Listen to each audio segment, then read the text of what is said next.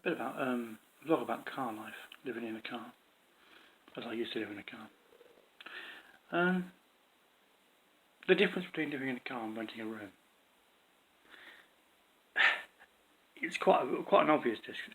All you do is you look at your bank statement from when you used to rent a room, yeah, and you look at your bank statement from when you live in a car, yeah?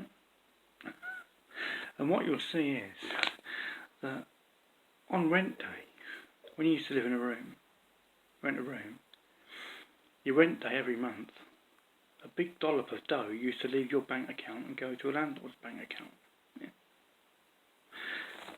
When you live in a car, on the same day where you would have paid rent, that big dollop of rent that you had to save up for the month, yeah, stays in your bank account. That's car life. Yes, you may have to sleep in a car. Yes, it may not be very comfortable. But when you don't have to pay the rent, you can go to the drive-through, can't you, and spend the rent money that you would have been paying if you'd have still been renting a room, giving you a better quality of life than sitting in a rented room. Many haven't got communal. It's now standard, but virtually hardly any rented rooms have got dining rooms or living rooms in them. They're rented out as bedrooms. And there's nothing in the kitchen that you can't get from a petrol station, toilets, or fast food drive-through toilets.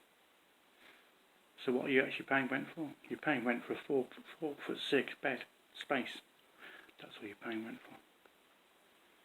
You can get a shower at motorway services, you can get a shower at a gym, you can get a shower at swimming baths, you can get a shower just anywhere. You can get a shower at most companies now, have got showers in them, because people work in different shifts and whatever. There's not a lot now. Rent is going to go up, but they're not actually giving you, but the services they're giving you are decreasing. So they're basically charging more rent, but decreasing your services, because back in the day, you used to get a living room and it was automatic. You'd have a living room and dining room in a shared house, but that's not the case anymore. But the rent is still going up, even though they're taking services away from they're reducing the services next to nothing, but they're making sure that the rent is actually top. So basically they're shortchanging the tenant, really, which is why tenants are saying no to rent and they're just buying a van and living in a van. That's van life. Adios.